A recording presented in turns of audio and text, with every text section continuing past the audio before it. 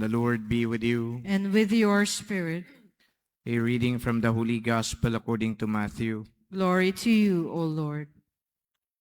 While Jesus was speaking, an official came forward, knelt down before him, and said, "My daughter has just died, but come, lay your hand on her and she will live." Jesus rose and followed him. So did his disciples. A woman suffering hemorrhages for 12 years came up behind him and touched the tassel on his cloak. She said to herself, "If only I can touch his cloak, I shall be cured." Jesus turned around and saw her and said, "Courage, daughter, your faith has saved you." And from that hour, the woman was cured. When Jesus arrived at the official's house and saw the flute players and the crowd who were making a commotion, he said, "Go away. The girl is not dead, but sleeping." And they ridiculed him. When the crowd was put out, he came and took her by the hand, and the little girl arose. And news of this spread throughout all that land. The Gospel of the Lord. Praise to you, Lord Jesus Christ. At the introduction, I told you that Saint Maria Goretti taught us how to forgive. This is how her story went.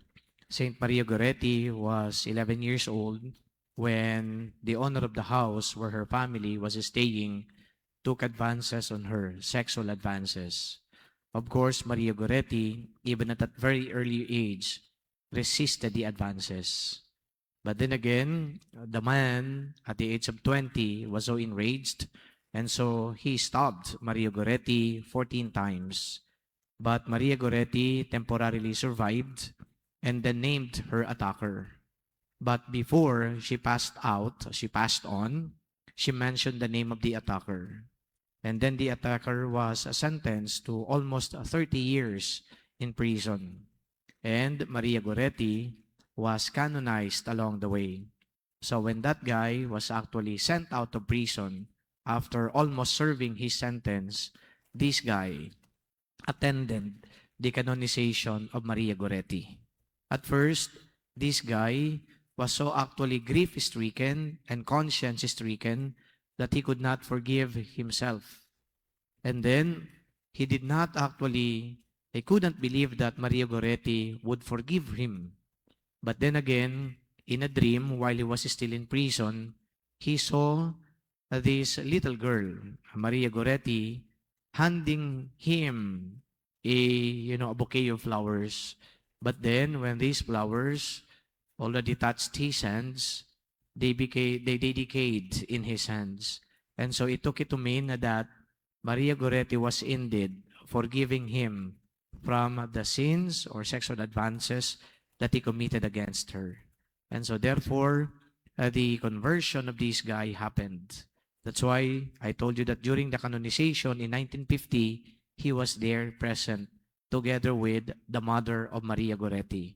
And then this guy entered the Franciscans to become a lay brother. So yung pagpapatawad ni Maria Goretti ay classic. Dahil sa murang gulang niya, alam na niya kung paano isabuhay ang turo ng Panginoon. Dalawang bagay kung paano niya pinakita na isabuhay ang katuruan ng Panginoon. Unang-una, yung sexual immorality. So succumbing to the advances of the man would constitute a violation of the law on chastity.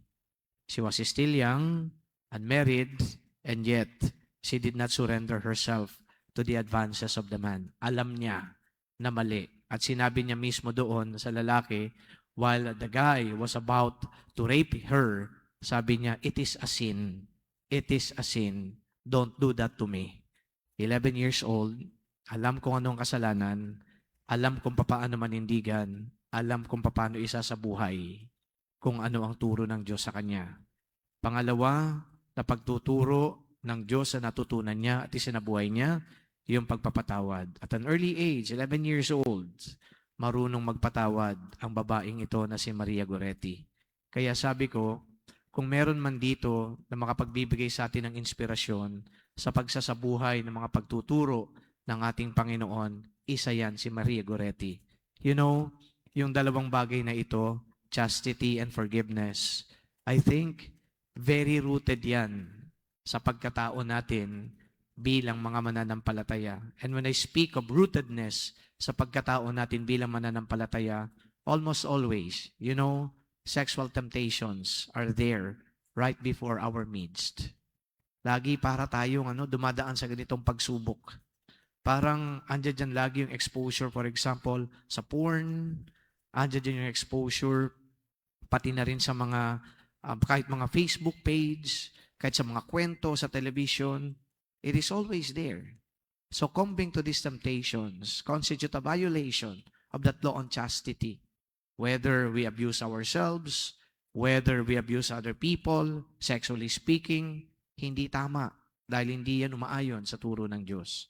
And then of course, rootedness in sa ating pagpapatawad dahil bilang mga Kristiyano, di naman tayo dapat nagpapatuloy ng ating buhay na nag-i-store ng grudges, hatred, anger, kung ano-ano pa sa puso natin. That's why Christ would always tell His disciples and His listeners, pagpatawad kayo 70 times 7 times. And yet, it took a little girl, an 11-year-old girl, the name was Maria Goretti, to teach us about chastity and about forgiveness. Today, as we celebrate her martyrdom, may the lessons we learn from her indeed not only be heard, but somehow be lived. Amen.